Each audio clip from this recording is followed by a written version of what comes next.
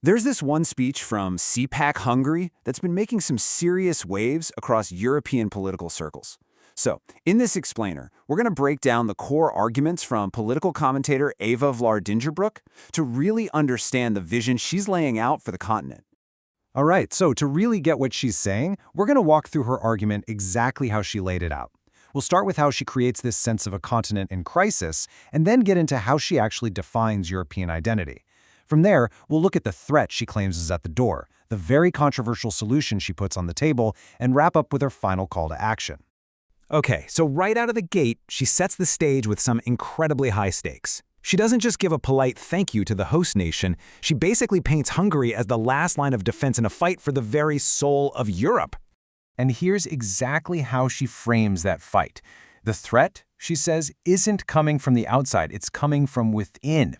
She points the finger directly at the European Union, accusing it of trying to destroy the continent, and positions Hungary as this lone hero fighting back.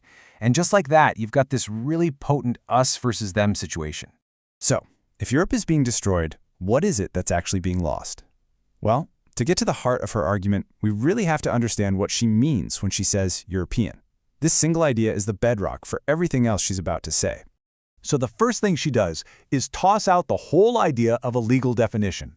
She argues being European has absolutely nothing to do with what your passport says.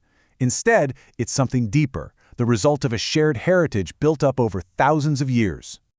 And what is that heritage made of? Well, according to her speech, it all comes down to these four pillars: a shared history, a common culture, a Christian faith, and this is the really critical part of her argument, a shared ethnicity. And this is where she gets really direct and, frankly, to the most controversial part of her definition. I mean, she doesn't just hint at a racial component, she says it outright, arguing that Europe is historically a white continent and that its native people have a right to stay the ethnic majority. Okay, so once she's laid out this very specific definition of a historic ethnic European identity, she pivots to what she calls the major threat to it all: mass migration. And to make this threat feel really big and immediate, she throws out a pretty jarring number. She claims that this year, in 2024, an average of 11,500 people from outside the EU arrive every single day.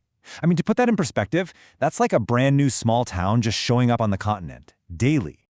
So she goes from this huge big picture number right down to how it supposedly affects daily life. She paints this picture of two different Europes. One, a nostalgic past where doors were unlocked and it was safe, versus what she calls a present-day reality of fear, where public space has become an unpredictable jungle. And then, to really hit home and make it personal, she shifts from these big claims to some really specific emotional stories. She actually names several young Europeans and describes violent attacks she alleges were carried out by migrants. Then, to kind of connect these personal stories back to the bigger picture, she brings up demographic data. She says this replacement is happening fastest with the youngest generation, and points to Brussels, claiming that a staggering 88% of people under 20 there have foreign origins. All right, so she's defined the identity, she's laid out the threat, and now this speech takes a big turn. It's no longer just about the problem. It's all about her solution, and believe me, she does not hold back. But just before she lays out her solution, she really dials up the language. I mean, to the absolute max. She asks the audience this rhetorical question, and then she answers it herself with one of the most charged words imaginable: genocide. So yeah, she is explicitly using that term to describe the demographic changes she sees in Europe. And that leads us to her one-word solution, remigration. She calls this the #1 policy goal for right-wing parties in Europe, and she defines it as not just stopping migration, but actually reversing the migration that's already happened.